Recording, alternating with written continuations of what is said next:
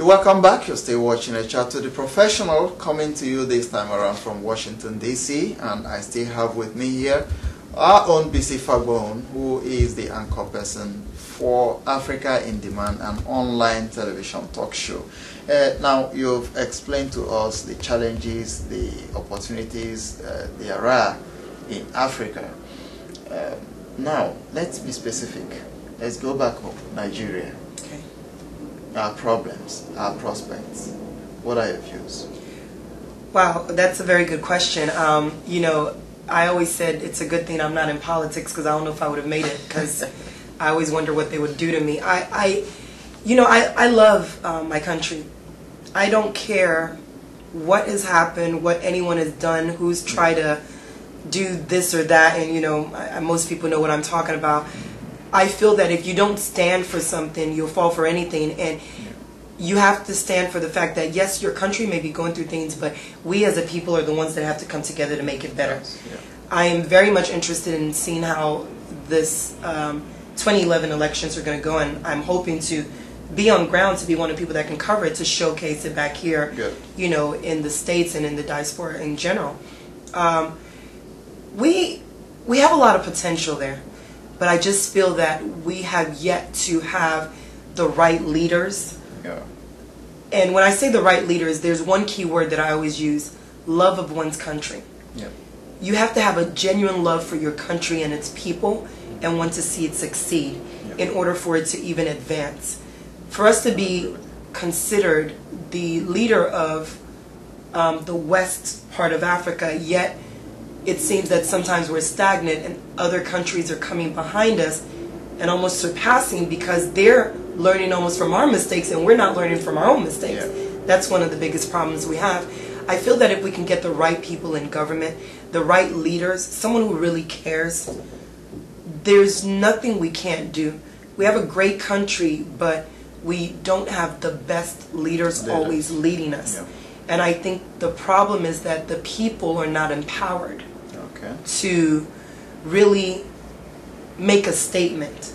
I see more of it happening now. I know that there's different youth organizations that are making noise, and I commend that, but I think we need more. And I think that the people need to listen to the next generation, the people in power in Abuja. They need to listen to the next generation, because ultimately, if the younger generation is not empowered, then we're going to be in trouble, because at the end of the day, they're the ones who are going to take over. Yeah. But it has to be done in the right way, where we're changing everything from our, you know, educational system, getting it back to where it used to be. We're changing the mental psyche of the people, from the, you know, common man all the way up to the highest level of education that a person can hold, and finding a way to unite everyone together to realize what we can do to make that country a better place. All right, you've talked so much about the youth, and I'd like to ask you, back home, there's been a drift, perhaps due to culture importation. The youth are now tilted towards entertainment, more or less. Nobody talks about information. Okay? We look up to the Americans, we look up to other countries in the West, without really taking a look at our own cultural background, the impact of some of these things we import into our own system. For instance, in America, it's a place where things work. Things are well structured. You are in a traffic, you see a traffic light, you know you must obey it. All right? Right. Now, the fact that these guys, you have musicians, you have all those artists who do all the loose legging and break dancing, it still doesn't take away the basic fact that they are well informed about their environment. We have a situation where our people are probably not well informed even about their own environment, let alone what goes on elsewhere. But we just watch the television and we begin to import some of those things we see. What do you think we can do to ensure that the right things are done to empower our youth positively? Well, you know, I don't think that, you know, you mentioned a few things, I want to try to tap on all of them. In the aspect of entertainment, I really don't think it's a bad thing. I think that it all depends on how it's being utilized. Yeah. There's good entertainment and there's bad entertainment. Yep. There's positive, you know, entertainment figures, and there's ones that you maybe don't necessarily want to associate with. If I were to touch on the basis of, let's say, music, which is one of the biggest entertainment things that are going on, and especially in Nigeria, I think it's a great thing. I think that the music industry, the influence from the West has been only brought to the forefront as of recently, but I feel that our artists still stay very true to using our culture and our language, dialect in producing some of their music with a mixture of some of the West. It's a good way to cross-market, because at the end of the day, in order for us to broaden our horizon, we also want to broaden how we interact with ourselves so that other people can take interest in us. Otherwise, you're just focusing on just yourself, and then the expansion isn't there to ultimately influence everything from, and you know, just to broaden it, you know, cross business, people wanting to come in to do business in Africa or vice versa. As far as information, I think that we still are, you know, lagging behind when it comes to certain types of information systems, technology, but a big part of that has to do with our lighting system. I mean, our electric system. When you don't have enough power, it makes it difficult to get that continuity in educating people about technology information that they could get readily just off the web.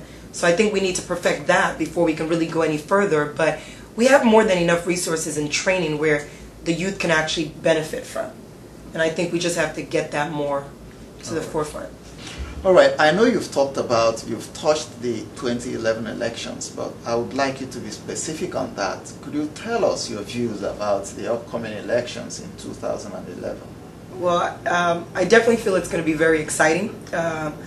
We have some, as I like to call them, you know, returning old school people, and then we also have some younger people who are trying to make a difference, first timer. I was privileged to meet President Jonathan Goodluck when he was here a few months ago, and got a chance to ask him a few questions on the youth's involvement and how we could get more involved in the upcoming elections, and he had some very interesting answers. But I feel that it ultimately is going to take someone who has a love for one's country, and also the people coming together to unite to really make sure that this is a fair election.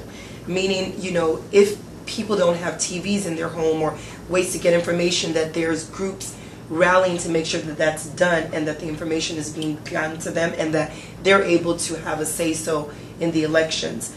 I know that there are different groups doing it now, and I commend them, but I feel we need to do more to make sure that it's fair and the right person is actually put into office. Yeah.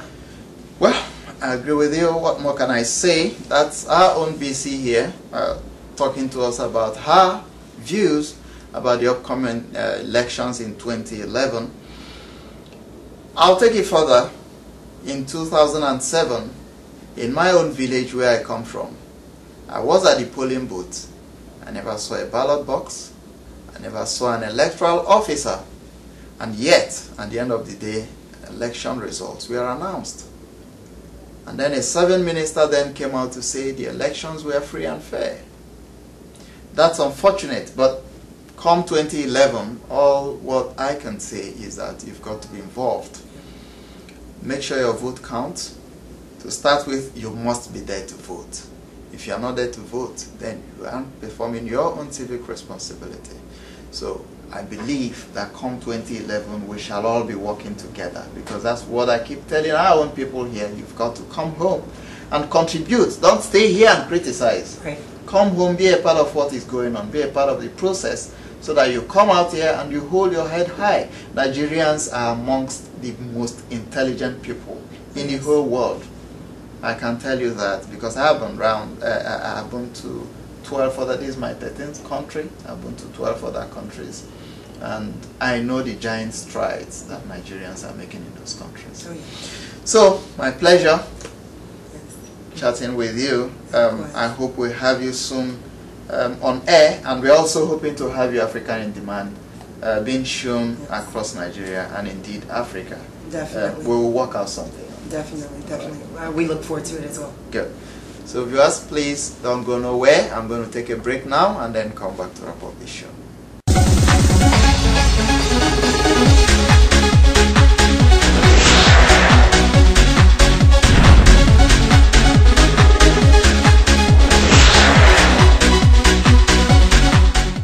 Alright viewers, I'm afraid that's the much we can take on the show today. As usual, Chat to the Professional is there to encourage you, the younger ones, to draw some inspiration from those who are already practicing, those who are making their marks in their own chosen career. And you will agree with me that we have an intelligent young lady there in Bisi Fagbohun, who is of Nigerian extraction. She is doing us proud in Washington, D.C., and I believe she has carried our flag beyond the continent of Africa. She's told us the couple of African countries, she's been to and interacted with in the course of running her show. Well, what more can I say? Come 2011, like we did discuss, we expect that all the Nigerian youth will be out there to ensure that not only do we vote, but to ensure that our votes count. And only then can we say we are proud Nigerians. We have to get things working. We don't all have to rush, to the United States, to Europe, to other parts of the world to, be better people. We have to stay back home to build our own country. There were people who built those other countries we are rushing to. So why don't we be a part of developing our own country, Nigeria, and indeed the continent of Africa? So till next week when I come your way, I remain Martin Sobu saying stay blessed and bye for now.